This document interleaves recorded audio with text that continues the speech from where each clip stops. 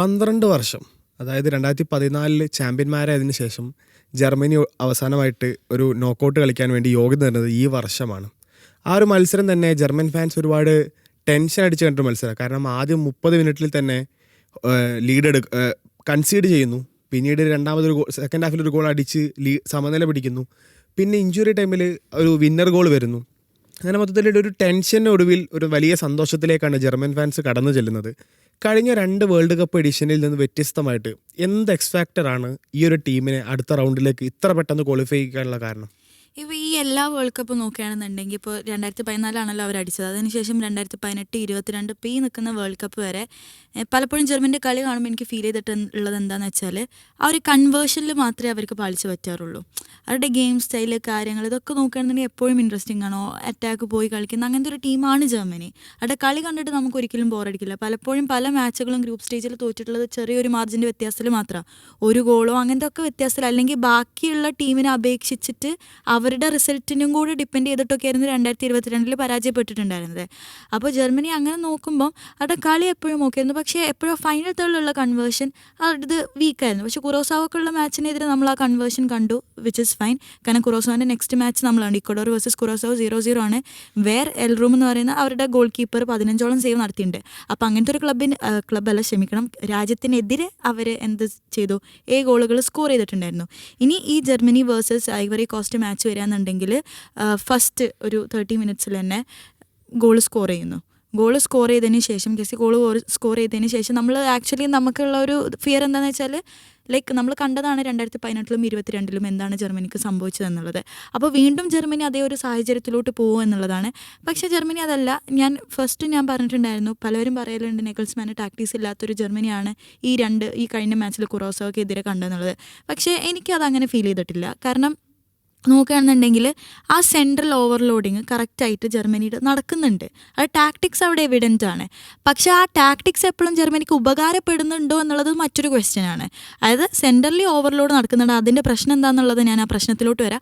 പക്ഷേ ആ ഒരു ഓവർലോഡിങ്ങിൽ അവർക്ക് രണ്ടാമത്തെ ഗോള്, ഫസ്റ്റത്തെ ഗോള് കറക്റ്റായിട്ട് അങ്ങനെയല്ല, അത് വിങ്ങിൽ നിന്ന് വന്നൊരു ബോളായിരുന്നു. സബ് ഇറങ്ങി വന്ന അമീരി ഡെനിസ് ഉണ്ടാവുക്ക് ഒരു ക്രോസ് കൊടുക്കുന്നു, അത് കൺവേർട്ട് ചെയ്യുന്നു. അവിടെ അങ്ങനെ ഒരു ഫിസിക്കലായിട്ടുള്ള ഒരു പ്ലെയറിനെ ഇറക്കിയത് കൊണ്ട് തന്നെ അവർക്ക് അതൊരു അഡ്വാൻറ്റേജായി വരുന്നു. അപ്പോൾ ഫസ്റ്റ് വന്ന ഗോള് അമീരി ക്രോസ് കൊടുക്കുന്നു, ഈ ഒരു രീതിയിലാണ്. സെക്കൻഡ് വന്ന ഗോള് നമ്മൾ കറക്റ്റായിട്ട് ആ സെൻട്രൽ പെനിട്രേഷൻ എന്താണോ എന്നുള്ള ഫാക്ടർ നമ്മൾ അതിൽ കണ്ടിട്ടുണ്ട്. അപ്പോൾ ഈ ഒരു ഇതിൻ്റെ പ്രശ്നം എന്താണെന്ന് വെച്ചാൽ, ഇപ്പോൾ നമ്മൾ ഏറെക്കുറെ ഇന്നലെ ജർമ്മനീൻ്റെ മാച്ച് കാണുന്നുണ്ടെങ്കിൽ എല്ലാ അറ്റാക്കും സെൻറ്ററിലൂടെ മാത്രമാണ് പോകുന്നത്. ഈവൻ കായ് ഹാവേർട്സ് വരെ സ്ട്രൈക്കിൽ നിന്ന് ആ ഒരു പൊസിഷനിലോട്ട് വന്നിട്ട് സെൻട്രലി പെനിട്രേറ്റ് ചെയ്യാൻ വേണ്ടി മാത്രമേ നോക്കുന്നുള്ളൂ. ഇനിയിപ്പോൾ നെത്താനിയൽ ബ്രൗൺ ആണെങ്കിലും ഉള്ളിലോട്ട് ഡ്രിഫ്റ്റ് ചെയ്യാനാണ് ശ്രമിക്കുന്നത്. റൈറ്റ് ബാക്ക് കളിക്കുന്ന കിമ്മിഹ് ആണെങ്കിലും ഉള്ളിലോട്ട് ഡ്രിഫ്റ്റ് ചെയ്ത് കളിക്കാനുള്ള ഒരു രീതിയിലുള്ള ജർമ്മനിയാണ് നമ്മൾ കണ്ടത്. അപ്പോൾ ആ ടാക്ടിക്സ് അവിടെ എവിഡൻ്റ് ആണ്. അവരുടെ ആ നമ്പർ 10 പൊസിഷനിൽ എല്ലാവരെയും അവരുടെ ഒരു കപ്പാസിറ്റി അവിടെ മാക്സിമം യൂട്ടിലൈസ് ചെയ്തിട്ടുള്ള ഒരു സാധനമാണ്. പക്ഷെ അവിടെ ജർമ്മനിക്ക് ഡിഫക്റ്റ് പറ്റുന്നുണ്ടായിരുന്നു. കാരണം എന്താണെന്ന് വെച്ചാൽ, ഇവർ ഇപ്പോൾ ഐവറി കോസ്റ്റ് എന്ന് പറയുന്ന ടീം നമുക്കറിയാം, അവർ കൗണ്ടർ അറ്റാക്കിലൂടെ ട്രാൻസിഷനിലൂടെ പോകാൻ ശ്രമിക്കുന്ന ഒരു ടീമായിരുന്നു. അപ്പോൾ ഈ ജർമ്മനി സെൻട്രലി പെനിട്രേറ്റ് ചെയ്യാൻ ശ്രമിക്കുമ്പോൾ സംഭവിക്കുന്നത് എന്താണെന്ന് വെച്ചാൽ, വൈഡ് ഗ്യാപ്പ് അവിടെ പക്ക ഓപ്പണായി നിൽക്കുമായിരുന്നു. ആ ഗ്യാപ്പ് ഓപ്പണായി നിൽക്കുന്ന ടൈമിൽ നമുക്കറിയാം ഇവരുടെ വിങ്ങേഴ്സ് പക്ക ഫിസിക്കലാണ്. ഇൻമേച്ചൊക്കെ ഇന്നലെ പിടിച്ച് നിന്ന് പിടുത്തം നമുക്കറിയാം. ഈ വിങ് ത്രൂ ഇവർ ബോൾ കൊടുക്കുമ്പം ഇവർക്ക് വൈഡായിട്ട് സ്പ്രെഡ് ചെയ്യാൻ പറ്റുന്നുണ്ടായിരുന്നു. ബൈ ദ ടൈം ഈ ഐവറി കോസ്റ്റിൻ്റെ പ്ലെയേഴ്സ് ബാക്കിലോട്ട്, അതായത് ജർമ്മനിയുടെ പോസ്റ്റിൽ എത്തുമ്പോഴത്തേക്ക് സംഭവിക്കുന്നത് എന്താണെന്ന് വെച്ചാൽ, ഇവർ ഓൾറെഡി സെൻട്രലി നിൽക്കുമ്പം ഇവർ തിരിച്ചു വരുന്ന ടൈമിൽ, അതായത് അറ്റാക്ക് ടു ഡിഫെൻസ് എന്നുള്ള ട്രാൻസിഷനിൽ വരുന്ന ടൈമിൽ സംഭവിക്കുന്നത് എന്താണെന്ന് വെച്ചാൽ, അവിടെ സെൻട്രലിയാണ് നിൽക്കുന്നത്. പിന്നെ മൊത്തത്തിലുള്ള കോൺസെൻട്രേഷൻ ഒരു ഒറ്റ വിങ്ങിലോട്ട് മാത്രമായി പോവുകയാണ്.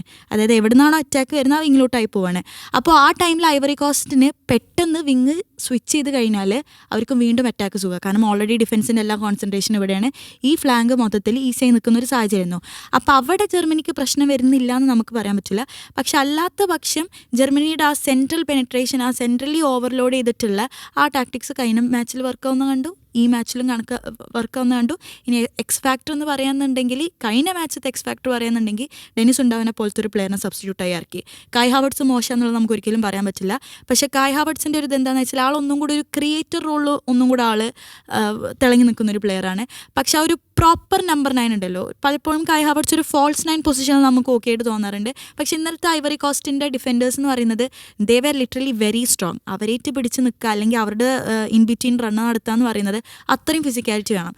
അവിടെയാണ് ഡെനിസ് ഉണ്ടാവിനെ പോലത്തെ ഒരു പ്ലെയർ വന്നിട്ട് ഡിഫറൻസ് വരുത്തി ജർമ്മനിയെ ഈ പറഞ്ഞ പോലെ 12 വർഷം എന്നൊക്കെ നമുക്ക് പറയാം. 12 വർഷം നമ്മൾ ഈ യൂറോയിൽ നമ്മൾ കണ്ടിരുന്നു ഫുൾക്രഗ് എന്ന് പറഞ്ഞ ഒരു സ്ട്രൈക്കറിനെ അദ്ദേഹം സബായിട്ട് കൊണ്ടുവരുന്ന ഒരു സംഭവം. അതേ സംഭവം തന്നെയാണ്. അതായത് എന്താണോ അവിടുത്തെ സിസ്റ്റത്തിന് ഇപ്പോൾ കായ് ഹവേർട്സ് പറ്റുന്നില്ല, ആ ഒരു ഡിഫൻസിന് കായ് ഹവേർട്സ് പറ്റുന്നില്ലെങ്കിൽ ഉണ്ടാവുന്നുണ്ട്. അപ്പോൾ അതൊരു സിസ്റ്റം അവിടെ ഉള്ളതുകൊണ്ട് നല്ലതാണ് ജർമ്മനിക്ക്. പിന്നെ ഈ പറഞ്ഞ പോലെ എനിക്കൊരു കൺസേൺ ഉള്ളത് ഫുൾ ബാക്സിൻ്റെ കാര്യത്തിലാണ്. ഫുൾ ബാക്സ് എന്തായാലും അറ്റാക്കിൽ ഇൻവോൾവ് ആവണം. അതാണ് ഈ ഒരു ഇദ്ദേഹത്തിൻ്റെ ശൈലി എന്ന് പറയുന്നത്. കാരണം സെൻട്രലിലേക്ക് ഓവർലോഡ് ചെയ്യുന്നു, ഫുൾ ബാക്സ് കയറുന്നു. ആ ഫുൾ ബാക്സ് കയറുന്ന സമയത്ത് ട്രാൻസിഷനിൽ അടിക്കാൻ പറ്റും. ഈ പറഞ്ഞ പോലെ ഇന്നലെ ചില അവസരങ്ങളിൽ ഐവറി കോസ്റ്റ് അങ്ങനെ ചെയ്യുന്നത് കണ്ടു. പക്ഷേ ഇനിയും എഫിഷ്യൻ്റ് ആയിട്ടുള്ള ടീമുകളാണ്, ഇനിയും എഫിഷ്യൻ്റ് ആയിട്ട് കൗണ്ടർ അറ്റാക്ക് ചെയ്യാൻ പറ്റുന്ന പേസ് ഉള്ള ടീമുകളാണ് ഇനിയുള്ള റൗണ്ടുകളിലും കാണാൻ പോകുന്നത്. അപ്പോൾ ജർമ്മനി എങ്ങനെ നേരിടും എന്നുള്ളൊരു ചോദ്യമാണ്. പിന്നെ വേറെ ഒന്നുണ്ട്, ഈ ഒരു ഗ്രൂപ്പിൽ നോക്കുകയാണെന്നുണ്ടെങ്കിൽ ഐവറി കോസ്റ്റ്, പിന്നെ അതുപോലെ തന്നെ ഇപ്പോൾ ഇന്നലെ കുറോസാവോ ഉണ്ട്, ഇക്വഡോർ ഉണ്ട്. അതായത് 3 ടീമുകളും നോൺ യൂറോപ്യൻ ടീംസാണ്. പൊതുവേ യൂറോപ്യൻ ടീംസ് വന്നു കഴിഞ്ഞാൽ യൂഷ്വലി സ്ട്രഗിൾ ചെയ്യാറുള്ളത്. അതായത് നോൺ യൂറോപ്യൻ വന്നു കഴിഞ്ഞാൽ യൂറോപ്യൻ ടീംസിന് അവരുടെ ആ ഒരു ശൈലിയായിട്ട് പരിചയമില്ലാത്തവ. പക്ഷെ അവിടെ ജർമ്മനി അത് ഈസി ആയിട്ട് ഹാൻഡിൽ ചെയ്തു എന്നുള്ളതാണ്. പലപ്പോഴും കുറോസാവോ പോലത്തെ ഒരു ചെറിയ ടീമിനെതിരെയാണ് 7-1 എന്നുള്ള സ്കോർ ലൈൻ പറയാറുണ്ട്. പക്ഷെ എന്നാൽ പോലും സ്റ്റൈൽ എന്താണ് മറ്റെന്ന് നമ്മൾ ആരും അണ്ടർ എസ്റ്റിമേറ്റ് ചെയ്യാൻ പാടില്ല എന്നുള്ളതാണ്. ഇപ്പോൾ നമ്മൾ റീസെൻ്റ് ആയിട്ട് കോങ്കോ കണ്ടു, കേപ്പ് വെർഡെ കണ്ടു. അപ്പോൾ ഇങ്ങനത്തെ ടീമുകളൊക്കെ പോലെ ഒരു ടീമിനാണ് കുറോസാവോ. പക്ഷെ അവർക്കെതിരെ ഈ ഒരു നോൺ യൂറോപ്യൻ ടീമായിട്ട് പോലും ജർമ്മനി അത്രയും ഒരു സ്കോർ ലൈനിൽ ജയിച്ചു. ഇത് കഴിഞ്ഞ് ഐവറി കോസ്റ്റ് വന്നു കഴിഞ്ഞു. ആൻഡ് ഐവറി കോസ്റ്റിനെതിരെയുള്ള match I don't think it was an easy piece of cake. കാരണം എന്താണെന്ന് വെച്ചാൽ അവർ അത്രയും ഡോമിനേറ്റ് ചെയ്തിട്ട് കളിച്ചിട്ടുണ്ടായിരുന്നത്. ജർമ്മനി ഈ പറയുന്ന പോലെ കുറേ ശ്രമിക്കുന്നുണ്ട്. ഇപ്പോൾ സ്പെയിൻ ചെയ്യുന്നത് നമ്മൾ എന്താണെന്ന് കണ്ടതാണ്. പോർച്ചുഗൽ ചെയ്യുന്ന ഞാൻ സീരിയസ് ആയിട്ട് പറയണേ, അവർ ആ റൊട്ടേഷൻ മാത്രമേ നടക്കുന്നുള്ളൂ, സെൻട്രലി പെനിട്രേറ്റ് ചെയ്യാൻ പറ്റില്ല. അവിടെയാണ് ജർമ്മനിയുടെ ഒരു അഡ്വാൻറ്റേജ് ഉള്ളത്.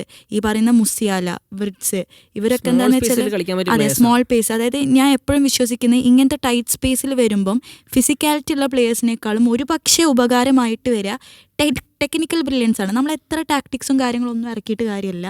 അവിടെ ഒരു പ്ലെയറിന് എത്രത്തോളം അവരുടെ കയ്യിൽ നിന്നുള്ള സ്കിൽസ്, ടെക്നിക്കൽ ബ്രില്യൻസ് ഇറക്കാൻ പറ്റുമോ, ഇൻ ബിറ്റ്വീൻ ഹാഫ് സ്പേസ് അല്ലെങ്കിൽ ഇൻ ബിറ്റ്വീൻ ലൈൻസ് എത്രത്തോളം അവർക്ക് ആ ഒരു ഡിഫൻസ് ഡെഡ് ലോക്ക് ബ്രേക്ക് ചെയ്യാൻ പറ്റുമോ, അത് മാത്രമേ അവിടെ വാല്യൂ ആവുള്ളൂ. അപ്പോൾ അങ്ങനത്തെ കേപ്പബിൾ ആയിട്ടുള്ള പ്ലെയേഴ്സ് ഇപ്പോഴും ജർമ്മനിക്ക് ഉണ്ട്. നെത്താനിയൽ ബ്രൗൺ ഒരു എക്സാമ്പിളാണ്. അതുപോലെ തന്നെ ഇപ്പോൾ ഞാൻ പറഞ്ഞ വ്രിറ്റ്സ്, പിന്നെ ജമാൽ മുസിയാല. പക്ഷെ എനിക്ക് പലപ്പോഴും കൺസേൺ ആയിട്ട് തോന്നിയിട്ടുള്ളൊരു കാര്യം, റൈറ്റ് വിങ്ങിൽ നോക്കുമ്പോൾ ഒരാളവിടെ ഇല്ല. ഞാൻ ഉദ്ദേശിച്ച ആളാരാന്ന് മനസ്സിലായല്ലോ. ആളവിടെ ഇല്ല. അതായത് കളിക്കുന്നുണ്ട്, കാര്യങ്ങളുണ്ട്, പക്ഷേ ഫുട്ബോൾ ഇസ് ഓൾവേസ് ഡയറക്ഷണൽ. നമ്മുടെ എയിം എന്തായിരിക്കണം, പോസ്റ്റ് ആയിരിക്കണം എയിം. അത് കുറേ ഡ്രിബിൾ ചെയ്ത് വീണ്ടും ബാക്ക് പാസോ അല്ലെങ്കിൽ വീണ്ടും ഒരു വേറെ ബോൾ കൊടുക്കാനാണെന്നുണ്ടെങ്കിൽ അത് എത്രത്തോളം ഫുട്ബോൾ ഉപകാരപ്പെടുമെന്ന് എനിക്കറിയില്ല. ഇന്നലെ റൈറ്റ് വിങ് നോക്കുമ്പോൾ, അതായത് കളി ഇവിടെ നടക്കുന്നുണ്ട്, കളി നടക്കുമ്പോൾ ഒരു ബോൾ സ്വിച്ച് ചെയ്യണമെന്നുണ്ടെങ്കിൽ റൈറ്റ് വിങ് ഭയങ്കര വോയിഡായിട്ട് കിടക്കുക. അവിടെ ഒരു പ്ലെയർ ഇല്ല. ആളുടെ പൊസിഷൻ ആൾ പലപ്പോഴും സ്വിച്ച് ചെയ്ത് വേറെ എങ്ങോട്ടോ പോകുന്നത്, ഡ്രിബിൾ ചെയ്യുന്നുണ്ട്, കാര്യങ്ങൾ ചെയ്യുന്നുണ്ട്. പക്ഷെ whether is that dribbling is directional towards the post എന്നുള്ള ക്വസ്റ്റ്യൻ നമ്മുടെ മൈൻഡിൽ വരുന്നതാണ്. ഞാൻ പറഞ്ഞത് സാനയുടെ ഒരു പൊസിഷനിങ്ങിനെ കുറിച്ചാണ്. ഈ ഒരു മത്സരത്തിലേ നമുക്ക് ജർമ്മനിയുടെ ഡിഫൻസിൻ്റെ കേസ് നമ്മൾ പറഞ്ഞു, എപ്പോഴും ഒരു സെൻട്രൽ ലോഡ് ചെയ്ത് നിൽക്കുന്നു, ഒരു വിങ്ങിലേക്കൂടെ അറ്റാക്ക് വരുമ്പോൾ ഫുള്ളി ആ അറ്റാക്ക് ആ സൈഡിലേക്ക് നീങ്ങുന്നു എന്ന് പറയുന്നുണ്ട്. അപ്പോൾ ജർമ്മനി അറ്റാക്ക് ചെയ്യുമ്പം അവരുടെ ഒരു ഫോർമാൻ ഡിഫൻസിൽ നമുക്ക് പലപ്പോഴും നതാനിയൽ ബ്രൗൺ മിഡ്ഫീൽഡിലേക്ക് പുഷ് ചെയ്യുന്നത് കാണാൻ പറ്റും. ആ ഒരു സമയത്ത് ജോഷുവ കിമ്മിഷിനെ പോലത്തെ ക്യാപ്റ്റൻ ആയിട്ടുള്ള പ്ലെയറാണ് ഒരു സെൻട്രൽ ഡിഫൻഡർ റോൾ ഏറ്റെടുത്ത് ഒരു 3-man ബാക്ക് ക്രിയേറ്റ് ചെയ്യുന്നത് ബേസിക്കലി. പക്ഷേ ആ ഒരു 3-man ബാക്കിൽ കിമ്മിഷിനോട് ഏറ്റവും കൂടുതൽ സപ്പോർട്ട് ചെയ്ത 2 പ്ലേയേഴ്സ്, ഒന്ന് ജൊനാഥൻ തായും ഒന്ന് സ്ലോട്ടർബക്കുമാണ്. ഇപ്പം നിലവിൽ സ്ലോട്ടർബക്കിൻ്റെ ചെറിയ ഇഞ്ചുറി കൺസേൺ പറയുന്നുണ്ട്. തുടർന്നുള്ള മത്സരങ്ങളിൽ ഒരുപക്ഷെ പുറത്തിരുന്നേക്കാന്ന് പറയാം. അപ്പോൾ വരാനുള്ളത് റുഡിഗറിനെ പോലത്തെ ഒരു താരമാണ്. അപ്പോൾ ഈ ഒരു സിസ്റ്റത്തിലേക്ക് റുഡിഗറിൻ്റെ ഒരു മെൻറ്റാലിറ്റി നമ്മൾ കണ്ടതാണ്.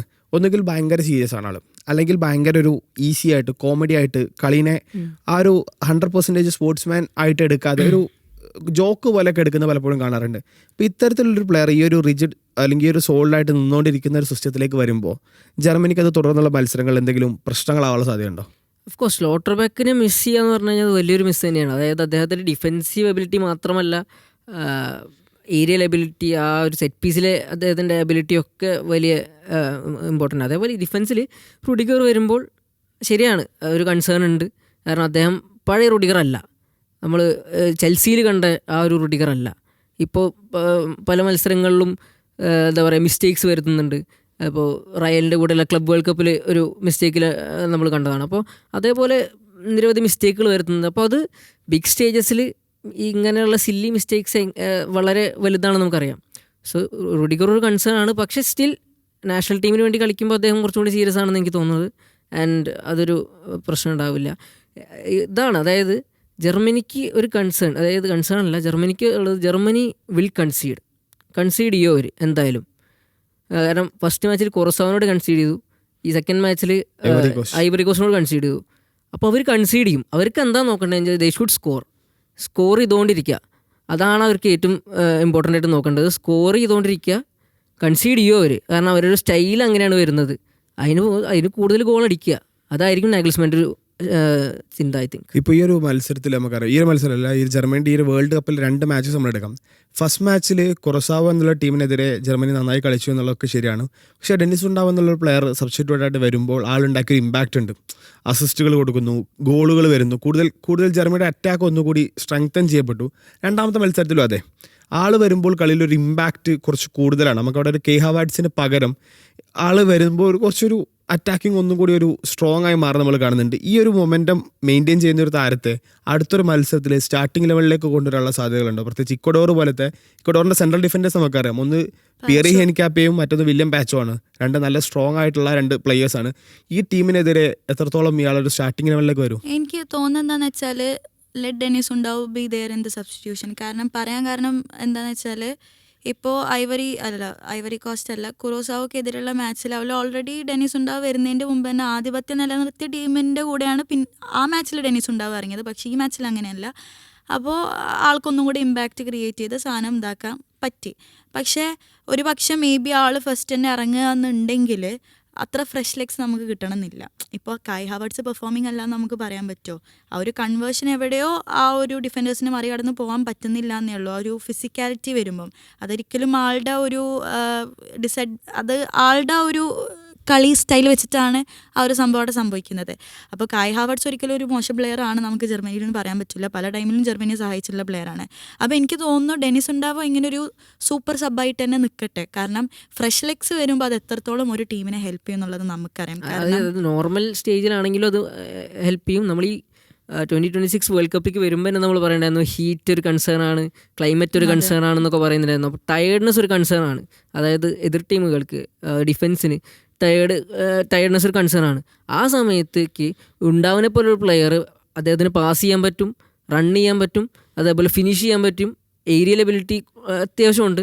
അങ്ങനെ ഒരു പ്ലെയറെ ഇറക്കി വിടുകയാണെങ്കിൽ ജർമ്മനിക്ക് എന്തുകൊണ്ടും അതൊരു ആനുകൂല്യം. So let him be sub എന്നാണ് എനിക്ക് തോന്നുന്നത്. ഇപ്പോൾ കിമ്മിച്ച് മിഡ്ഫീൽഡിൽ കളിക്കാൻ ഇഷ്ടപ്പെടുന്ന ഒരു താരമാണ്. പക്ഷേ ക്യാപ്റ്റൻ്റെ ഒരു ഭാരം കൊണ്ടോ അല്ലെങ്കിൽ ഒരു പക്ഷേ ആ ഒരു പൊസിഷൻ റൈറ്റ് ബാക്ക് എന്ന പൊസിഷനിൽ മറ്റൊരു പകരക്കാരനെ കണ്ടെത്താൻ പറ്റാത്തതുകൊണ്ടോ കിമ്മിച്ച് റൈറ്റ് ബാക്കിലേക്ക് ഒതുങ്ങുന്നതുകൊണ്ടോ പകരം ആ റോൾ ഏറ്റെടുത്തത് വളരെ ഒരു യങ് ആയിട്ടുള്ള പാവ്ലോവിച്ചിനെ പോലത്തെ ഒരു താരമാണ്. നമുക്കറിയാം ഈ ഒരു വേൾഡ് കപ്പ് റണ്ണിൽ ജർമ്മൻ അറ്റാക്കേഴ്സ് നമ്മൾ മാറ്റി നിർത്തി കഴിഞ്ഞാലും ജർമ്മൻ്റെ ഒരു എഞ്ചിൻ എന്ന് പറയുന്നത് അവരുടെ മിഡ്ഫീൽഡാണ്. മിഡ്ഫീൽഡിൽ ഒരുപാട് ടാലൻസ് ഉണ്ട്. വിറ്റ്സ്, മുസിയാല, പാവ്ലോവിച്ച് പോലത്തെ ഒരുപാട്, നമേച്ച എടുത്ത് പറയേണ്ട പേര്. ഇപ്പം ഈ താരങ്ങളൊക്കെ കൂടി നല്ലൊരു മിഡ്ഫീൽഡ് ജർമ്മനിക്ക് നൽകുന്നുണ്ട്, അല്ലെങ്കിൽ നല്ലൊരു പെർഫോമൻസ്. കളിയെ എപ്പോഴും ഞാൻ മനസ്സിലാക്കുന്നിടത്തോളം അറ്റാക്കിനെക്കാളും ഡിഫൻസിനെക്കാളും ഒരു ടീമിൻ്റെ മൊമെൻറ്റം ഡിസൈഡ് ചെയ്യുന്നത് എന്തുകൊണ്ടും മിഡ്ഫീൽഡാണ്. ഈ ഒരു മിഡ്ഫീൽഡ് ഫോറിൻ്റെ ഈ ഒരു പ്രകടനം എങ്ങനെ നമുക്ക് വിലയിരുത്താം? അത് തീർച്ചയായിട്ടും ഇപ്പോൾ നമ്മൾ ക്രൂസ് ഇല്ല, നമുക്ക് ഒരുപാട് പ്ലേയേഴ്സ് നഷ്ടമുണ്ട്. അതായത് ജർമ്മനിക്ക് തോമസ് മുള്ളർ ഇല്ല, ക്രൂസ് ഇല്ല, ഇങ്ങനത്തെ ഇഷ്ടം പോലെ പ്ലേയേഴ്സ് ജർമ്മനിക്ക് നഷ്ടപ്പെട്ടിരിക്കുന്ന സാഹചര്യം. പക്ഷേ ഇപ്പോൾ വന്ന പ്ലേയേഴ്സും എനിക്ക് തോന്നുന്നില്ല ഒന്നും മോശമാണെന്നുള്ളത്. നമ്മൾ ഈ പലപ്പോഴും ഈ കാണുന്ന ക്ലബ്ബുകൾ, അതായത് നമ്മളൊക്കെ ഒരു ബിഗ് നെയിം ക്ലബ്സാണ് റയൽ മാഡ്രിഡ്, ബാഴ്സലോണ, അല്ലെങ്കിൽ പ്രീമിയർ ലീഗിലെ കുറച്ച് ക്ലബ്ബുകൾ. അതിലൊന്നും ഇല്ലാത്ത പല പ്ലേയേഴ്സാണ് ജർമ്മനിയിലുള്ളത്. അതുകൊണ്ടാണ് അവർക്ക് ആ പ്രതീക്ഷിക്കുന്ന പോലത്തെ ഒരു ഹൈപ്പ് കിട്ടാത്തത്. ഇനിയിപ്പം ഇൻമേച്ച് എടുക്കട്ടെ, പാവ്ലോവിച്ച് പിന്നെ ഓൾറെഡി ബയൺ പ്ലെയർ ആണ്. ഇവരാരാണെങ്കിലും അവർ മിഡ്ഫീൽഡിനെ പ്രോപ്പറായിട്ടാണ് കൺട്രോൾ ചെയ്യുന്നത്. ഈ പറഞ്ഞ പോലെ അവർക്കൊരു ഡയറക്ഷൻ ഉണ്ട്, അതായത് വെർട്ടിക്കൽ പാസ് കാര്യങ്ങൾ അത് അവർ പ്രോപ്പറായിട്ട് ചെയ്യുന്നുണ്ട്. ഇൻമേച്ചയുടെ പെർഫോമൻസ് എന്നൊക്കെ പറഞ്ഞു കഴിഞ്ഞാൽ ഡിഫെൻസീവ് മിഡ്ഫീൽഡിൽ മാത്രമല്ല ആൾ കോൺട്രിബ്യൂട്ട് ചെയ്യുന്നത്.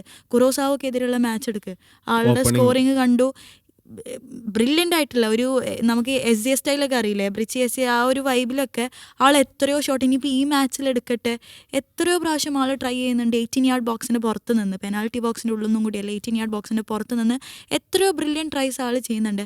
അപ്പോൾ ഇങ്ങനത്തെ ഒരു പ്ലെയർ അവിടെ ഡിഫെൻസീവ് മിഡ്ഫീൽഡിൽ ഉണ്ടാകുമ്പോൾ കിമ്മിഹിന് പകരമാവോ ഇല്ലെന്നൊന്നും ഞാൻ പറയുന്നില്ല, പക്ഷേ നമുക്ക് ഓൾറെഡി അറിയാം റൈറ്റ് ബാക്ക് പൊസിഷനിൽ ഒരു ആബ്സെൻസ് നമുക്ക് ഉണ്ടെന്നുള്ളത്. അപ്പോൾ അവിടെ കിമ്മിഹ് നിന്ന് ഇപ്പോൾ ഓൾറെഡി ഒരു ബ്രില്യൻറ്റ് പെർഫോമൻസ് ആണ് ഇൻമേച്ചും പാവ്ലോവിച്ചും ഷോർട്ട് പാസസും കാര്യങ്ങളും പെട്ടെന്നുള്ള ആ ഒരു സ്പീഡും കാര്യങ്ങളും ബിൽഡ് ചെയ്യുന്നതിൽ പാവ്ലോവിച്ചും ഓക്കെയാണ്. ഇൻമേച്ചും ഈ സൈഡിൽ ഈ പറഞ്ഞ പോലെ ഗെയിം ബിൽഡിങ്ങിൽ പെർഫെക്റ്റ് ആയിട്ടാണ് നമ്മൾ ഈ കണ്ടത്, ഈ ഒരു മാച്ചിൽ നമ്മൾ കണ്ടത്. അതായത് വളരെ യങ് ടാലൻ്റ് ആയിട്ടുള്ള ഒരു പ്ലെയറാണ്. അപ്പോൾ എനിക്ക് തോന്നുന്നില്ല നമ്മൾ ആ വിചാരിച്ച പോലെ, അല്ലെങ്കിൽ ഒരു വേൾഡ് കപ്പ് തുടങ്ങുന്നതിൻ്റെ മുമ്പ് വിചാരിച്ച പോലെ ഡിഫെൻസീവ് മിഡ്ഫീൽഡ് വീക്കാണെന്നുള്ള ഒരു കാര്യം എനിക്ക് ഫീൽ ചെയ്യുന്നില്ല. ഈ ഒരു മാച്ച് കണ്ടവരെ they are doing brilliant job എന്നുള്ളതാണ് എനിക്ക് ഫീൽ ചെയ്തിട്ടുള്ളത് പേഴ്സണലി. ഇപ്പോൾ നമ്മൾ കഴിഞ്ഞ ദിവസത്തെ ജർമ്മനിയുടെ മാച്ചിന് മാറ്റി നിർത്തി കഴിഞ്ഞാൽ മറ്റൊരു ബ്രില്യൻ പെർഫോമൻസ് നടത്തിയ ടീം നെതർലാൻഡ്സ് ആണ്. അതായത് നെതർലാൻഡ്സിൻ്റെ വെരി ഫസ്റ്റ് മാച്ച് നമുക്കറിയാം 2-2 ഡ്രോ ആണ് ജപ്പാനെതിരെ. ആ ഒരു പെർഫോമൻസ് കണ്ടപ്പോൾ പൊതുവിൽ ആൾക്കാർ വിലയിരുത്തിയിരുന്നത് നെതർലാൻഡ്സ് ഒരു ഹൈപ്ഡ് ടീമാണ്, അല്ലെങ്കിൽ ഓവർ ഹൈപ്പ് ചെയ്ത് അണ്ടർ പെർഫോം ചെയ്യാൻ സാധ്യതയുള്ളൊരു ടീമാണ്. നല്ല ഒരു കോർ ഡിഫെൻസ് അവരുടെ കയ്യിലുണ്ട്, പക്ഷേ ആ ഡിഫെൻസിന് ഇണങ്ങുന്ന ഒരു അറ്റാക്ക് അവർക്ക് ഇല്ല എന്നൊക്കെ തോന്നിയിട്ടുണ്ട്. അല്ലെങ്കിൽ ആ ഒരു ഡിഫെൻസ് പേര് മാത്രമേ ഉള്ളൂ പലപ്പോഴും കൺസിഡർ. കാരണം ജപ്പാനെ പോലത്തെ താരതമ്യേന ഉയരക്കുറവുള്ള ആളുകൾ തന്നെ വാൻഡൈക്കിനെ പോലെ വാൻഹാക്കനെയും പോലെയുള്ള വലിയ വലിയ സ്റ്റാർ ഡിഫൻഡേഴ്സിനെതിരെ ഹെഡർ ചെയ്ത് ഗോൾ നേടുന്നു.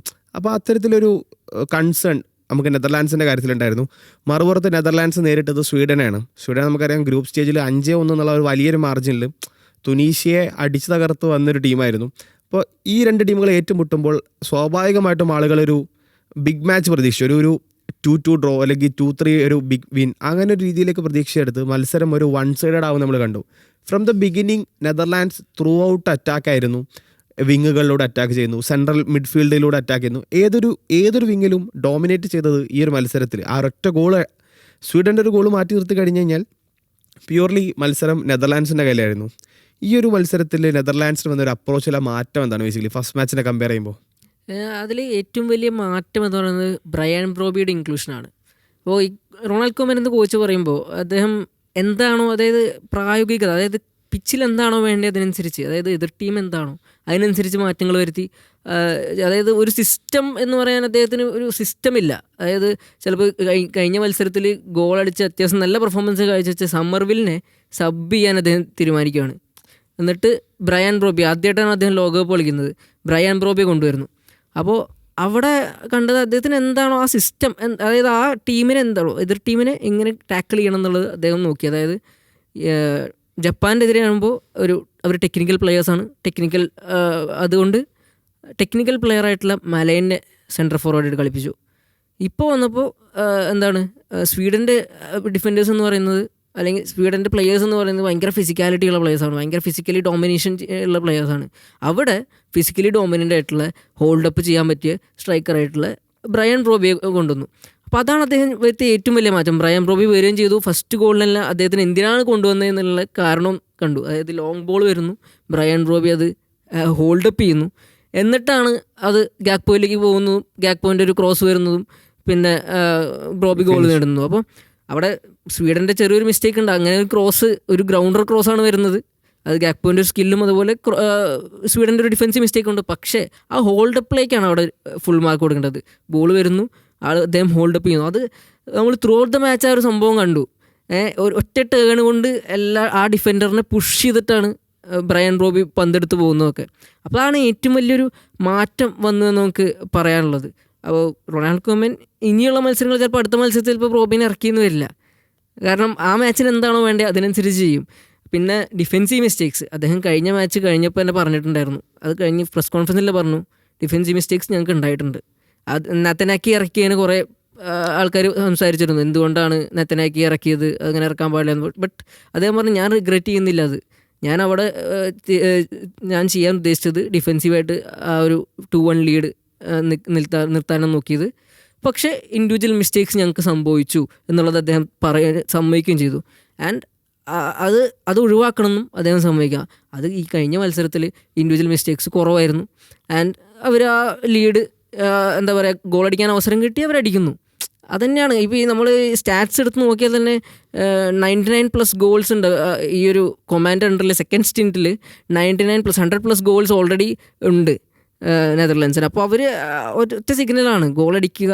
നമ്മൾ അത്രയും ആവേശത്തിൽ നെതർലാൻഡ്സ് കളിക്കണം കണ്ടിട്ട് കുറേ ആയി. അപ്പോൾ അതൊരു സന്തോഷം എനിക്ക് തോന്നുന്നു നെതർലാൻഡ്സ് ആരാധകർക്ക് ഉണ്ടായിട്ടുണ്ടാകും ഇന്നലത്തെ മത്സരത്തിൽ. ഈ ഒരു മത്സരത്തിൽ നമ്മൾ ബ്രയാൻ ബോബിയുടെ പേര് നമ്മൾ എടുത്തു പറയും, കാരണം ആൾ സ്കോർ ഷീറ്റിൽ പേരുണ്ട്.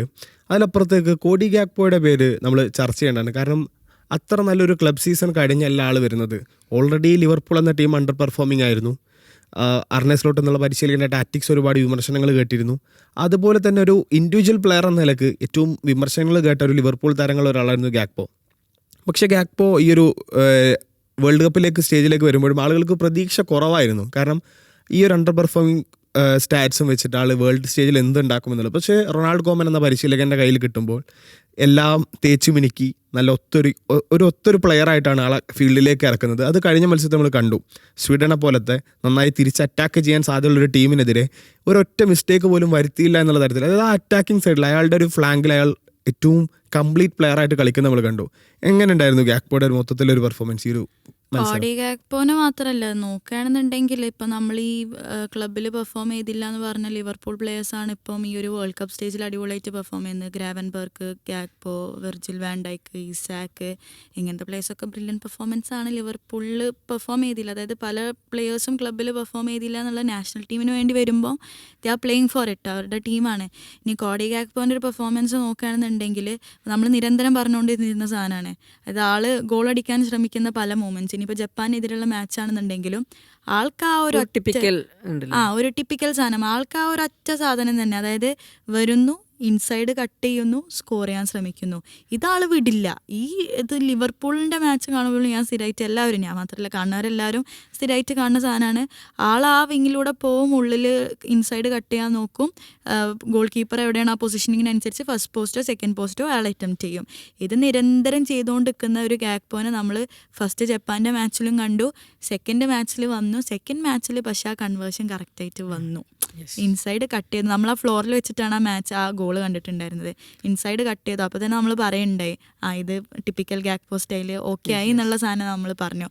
അപ്പോൾ ഗാക്പോയുടെ പെർഫോമൻസ് പറഞ്ഞു കഴിഞ്ഞാൽ ആ വിങ്ങിൽ പലപ്പോഴും നമുക്കറിയാം ആ ഒരു 1v1 സിറ്റുവേഷൻ കാര്യങ്ങളൊക്കെ വരുമ്പം ആളുടെ ഈ ഒരു സ്കില്ല്, ഇൻസൈഡ് കട്ട് ചെയ്യാനുള്ള സ്കില്ല് പലപ്പോഴും ആ വിങ്ങിലുള്ള ഡിഫൻഡേഴ്സിനെയോ അല്ലെങ്കിൽ അവിടെയുള്ള ഫുൾ ബാക്സിനെയോ പല ടൈമിലും ഐസൊലേറ്റ് ചെയ്യാൻ വേണ്ടിയിട്ട് ഈ ഗാക്പോക്ക് സാധിക്കാറുണ്ട്. അപ്പോൾ ഇഫ് നെതർലാൻഡ്സിന് ഇനി വരുന്ന മാച്ചുകളിൽ ആ വിങ്ങത്തെ പ്ലെയർ, അതായത് ഗാക്പോ ഉണ്ടെന്നുള്ളൊരു സേഫ് സൈഡാണ് അവർക്ക്.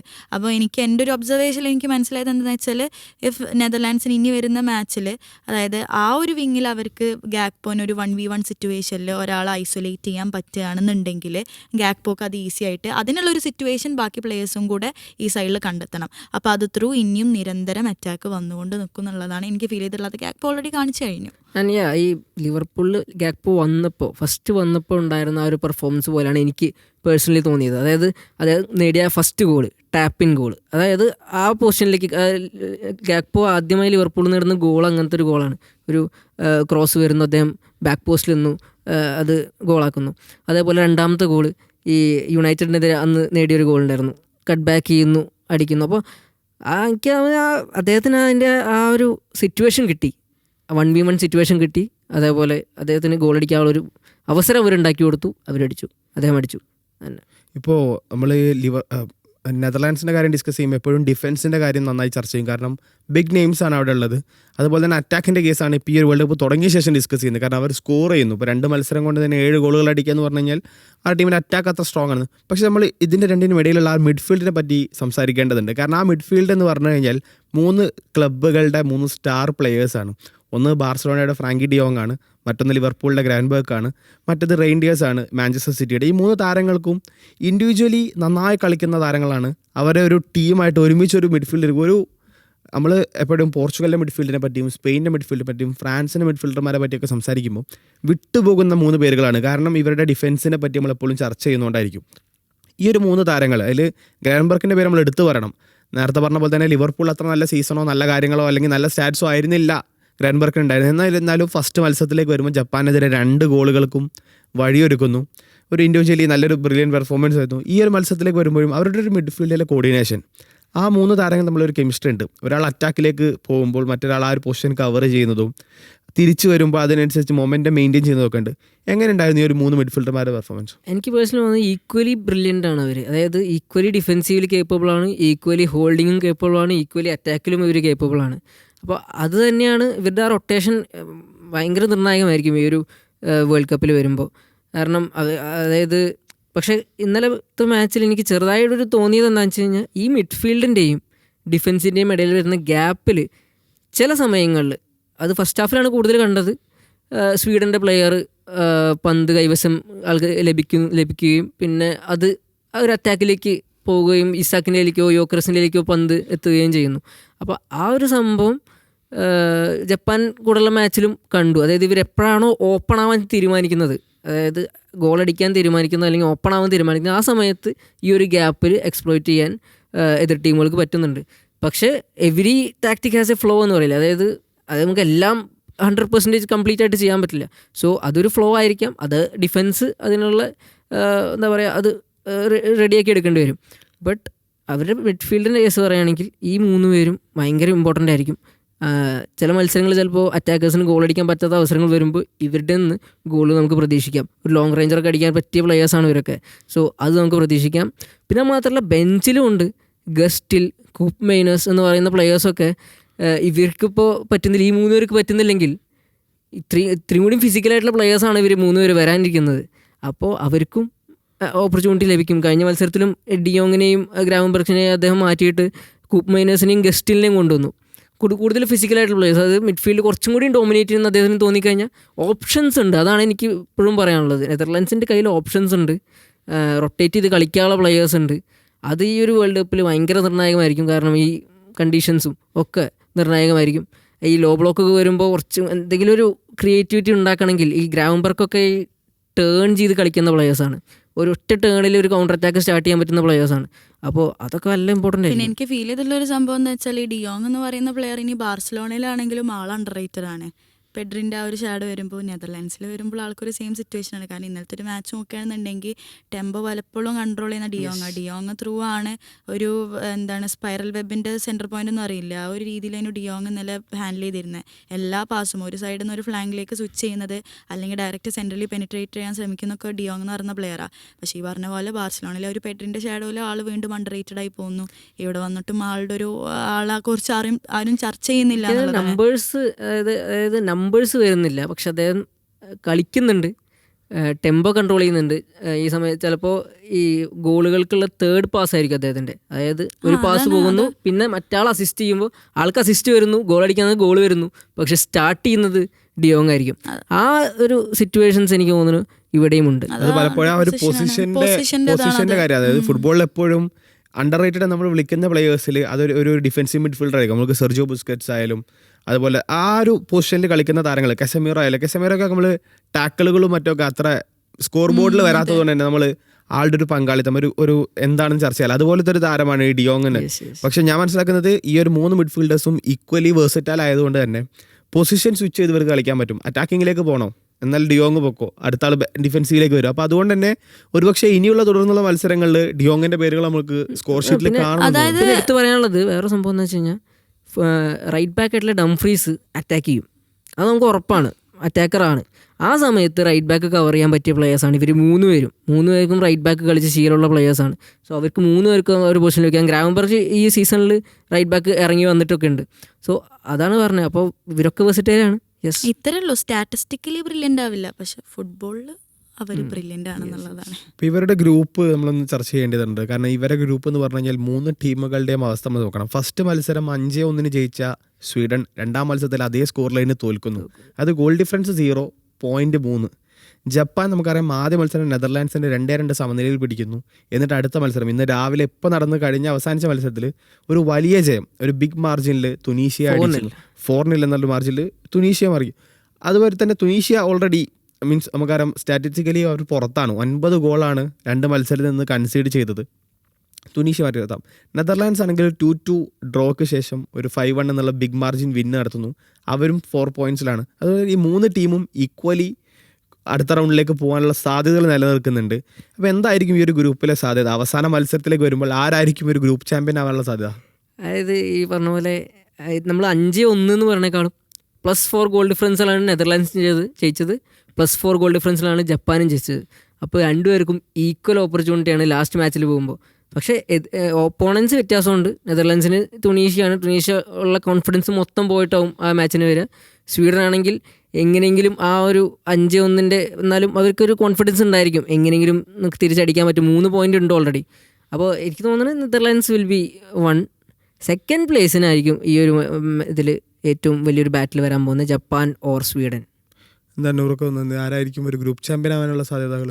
അതായത് നമുക്ക് പ്രഡിക്ഷൻ പ്രകാരം തന്നെ മുമ്പോട്ട് പോവാം, നെതർലാൻഡ്സ് ആവട്ടെ. കാരണം എന്താണെന്ന് വെച്ചാൽ കഴിഞ്ഞ ഫസ്റ്റ് മാച്ച് കണ്ടപ്പോൾ നമ്മൾ പോലും ഫീൽ ചെയ്തിരുന്നു, അതായത് ജപ്പാൻ ഇതുപോലെ ഇപ്പോൾ നേരത്തെ പറഞ്ഞ പോലെ അത്ര, അതായത് നെതർലാൻഡ്സിനെ വെച്ച് കമ്പയർ ചെയ്യുമ്പോൾ അത്ര ഫിസിക്കലി ഇല്ലാത്ത പ്ലേയേഴ്സാണ്. അപ്പോൾ അവരേറ്റ് ഒരു പരാജയപ്പെടുന്ന സാഹചര്യം വരുമ്പം ഈ പറഞ്ഞ പ്രഡിക്ഷനൊക്കെ വെറുതെ ആവില്ലേ? യോക്കിംഗ് ക്ലെമൻ്റ് എന്ത് കണ്ടിട്ടാണ് ആ പ്രഡിക്റ്റ് ചെയ്തത് പോർച്ചുഗൽ നെതർലാൻഡ്സും ഫൈനൽസ് വരും, നെതർലാൻഡ്സ് ജയിക്കും എന്നുള്ള ആ സാധനമൊക്കെ മൈൻഡിൽ വന്നിട്ടുണ്ടായിരുന്നു.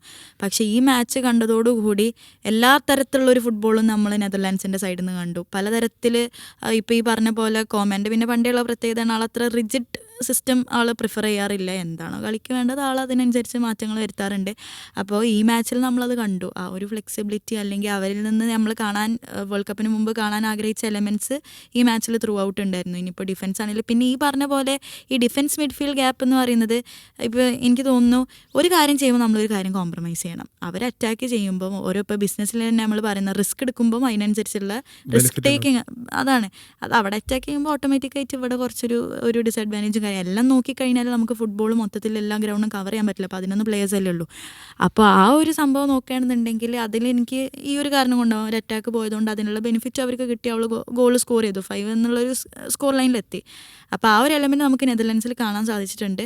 അപ്പം യോക്കിംഗ് ക്ലെമൻറ്റിൻ്റെ പ്രഡിക്ഷനാണോ EA സ്പോർട്സിൻ്റെ പ്രഡിക്ഷനാണോ കറക്റ്റ് ആവാന്നുള്ള, ഇനിയിപ്പോൾ അത് കഴിഞ്ഞ് നമ്മൾ പലരും പ്രഡിക്റ്റ് ചെയ്യണ ആരെങ്കിലും ആണോ ഫസ്റ്റ് എത്താന്നുള്ള ഒരു അതാണ് നമ്മൾ വേൾഡ് കപ്പിൽ ഏറ്റവും ക്യൂരിയോസിറ്റി ബിൽഡ് ചെയ്യുന്ന ഒരു സാധനം എന്ന് പറയുന്നത്.